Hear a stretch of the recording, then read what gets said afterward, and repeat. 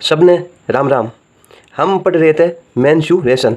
हमने पिछले वीडियो में पढ़ा था केवल गन, उसके 20 क्वेश्चन किए थे हमने। आज हम पढ़ेंगे गनाब। तो गनाब पढ़ने से पहले यदि आपने इस चैनल को सब्सक्राइब नहीं किया है तो आप इस चैनल को सब्सक्राइब जरूर कर दें। तो हम आज स्टार्ट कर रहे हैं गनाब। हम एक एक टॉपिक ले रहे हैं मेंस्ट्रुएशन के। हम एक दिन गन, एक दिन गनाब, बेलन, शंकु, गोला और अर्धगोला, ऐसे हम एक एक टॉपिक कंप्लीट करेंगे। तो हम आज स्टार्ट करते हैं गनाब के सूत्र।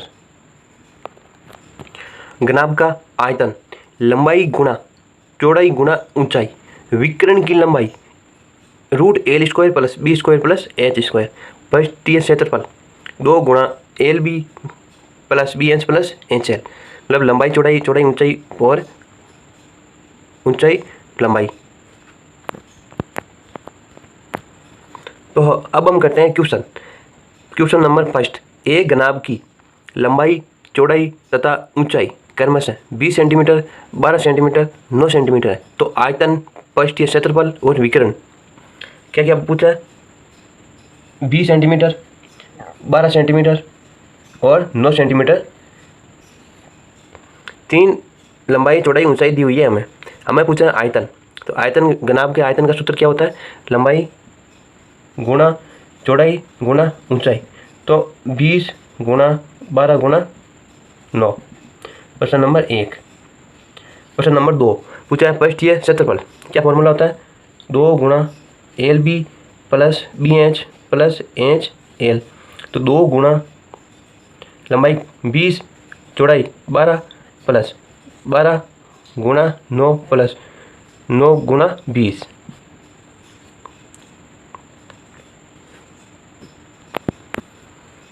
L गुणा B गुणा H, 20 गुणा 12 गुणा 9 बराबर लगभग 2160। और 2 गुणा, अब हमें पूछा संपूर्ण पृष्ठीय क्षेत्रफल। तो 2 गुणा 20 मतलब लंबाई चौड़ाई चौड़ाई ऊंचाई और ऊंचाई लंबाई। तो इसको करते हैं हल। तो 2 गुणा 20 गुणा 12 240, 12 में 108 और 120। तो ये हो जाएंगे लगभग 1056। अब पूछा है विकर्ण। तो विकर्ण का फॉर्मूला होता है रूट लंबाई का स्क्वायर प्लस चौड़ाई का स्क्वायर प्लस ऊंचाई का स्क्वायर। तो 20 का स्क्वायर प्लस 12 का स्क्वायर प्लस 9 का स्क्वायर बराबर 400, 144 और 81। तो ये आ जाता है 625 का 25। ये था हमारा फर्स्ट क्वेश्चन। फर्स्ट क्वेश्चन में एक गनाब की लंबाई चौड़ाई तथा ऊंचाई देख करके हमें आयतन, पृष्ठीय क्षेत्रफल और विकर्ण पूछे थे। तो तीनों के सीधे फॉर्मूले ही लगाने थे। अब हम करते हैं क्वेश्चन नंबर 2। एक गनाब की लंबाई चौड़ाई ऊंचाई 8:5:3 है। संपूर्ण पृष्ठीय क्षेत्रफल 63,200 वर्ग सेंटीमीटर है। तो आयतन ज्ञात करो। हमें क्या दिया हुआ है? संपूर्ण पृष्ठीय क्षेत्रफल 8:5:3 है और कुल दिया हुआ है 63,200। तो क्या फॉर्मूला होता है? 2 LB + BH + HL। तो 2 गुणा 8 गुणा 5, 8 5 3, लंबाई 8 चौड़ाई 5 ऊंचाई 3। तो पहले दिया हुआ है लंबाई और ऊंचाई 40 + 15 + 24, 40 55 और 24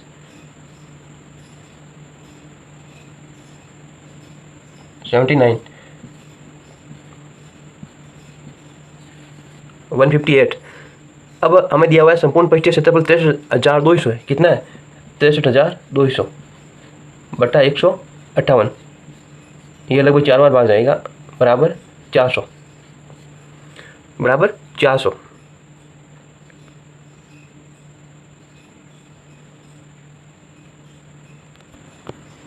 बराबर 400। तो अब हमें 8:5:3 है। तो हमें भुजा भी ज्ञात करनी है कि लंबाई कितनी है, चौड़ाई कितनी है और ऊंचाई कितनी है।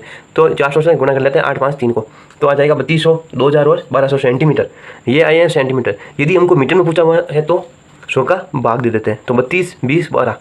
यदि सेंटीमीटर मतलब सेंटीमीटर में दिया हुआ है तो उसको हम मीटर में चेंज करने के लिए 100 का भाग देते हैं। एक कमरा 12 सेंटीमीटर लंबा, 9 मीटर चौड़ा, 8 मीटर ऊंचा है। तो अधिकतम किस लंबाई का बांस रखते हैं? एक कमरा 12 सेंटीमीटर लंबा, 9 मीटर चौड़ा, 8 मीटर ऊंचा, तो अधिकतम किस लंबाई का बांस रखते हैं? यदि कमरे में हम कुछ भी रख रहे हैं, कमरे में कुछ भी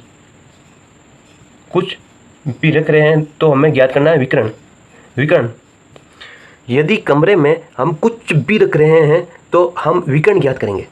तो एक कमरा 12 सेंटीमीटर लंबा, 9 मीटर चौड़ा और 8 मीटर ऊंचा है, तो अधिकतम किस लंबाई का बांस रखते हैं? तो क्या सूत्र हो जाएगा इसका? विकर्ण का सूत्र क्या है? L square plus B square plus H square. तो 12 का 144 प्लस 8 64 प्लस 9 81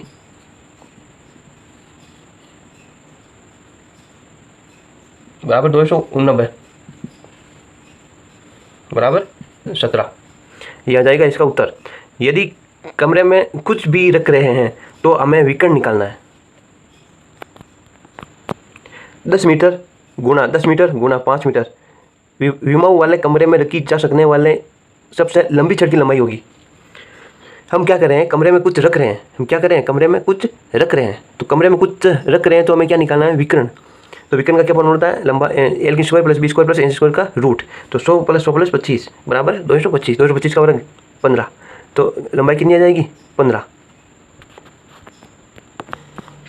एक आयताकार जलाशय में 42,000 लीटर जल है। कितना? 42,000 लीटर जल है। यदि लंबाई 6 मीटर तथा चौड़ाई 3.5 मीटर तो गहराई कितनी होगी?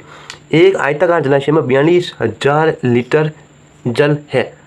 यदि लंबाई 6 मीटर तथा चौड़ाई 3.5 मीटर हो तो गहराई। अब हमें दिया हुआ है कि उसका आयतन कितना है, तो लंबाई गुना चौड़ाई गुना ऊंचाई, हमें गहराई पूछी है। तो और कुल 42,000 लीटर जल है, मतलब 42। तो हम कहते हैं उसका आयतन निकालते हैं। तो लंबाई गुना चौड़ाई गुना ऊंचाई बराबर आयतन। तो 6 गुना 35 मतलब 3.5।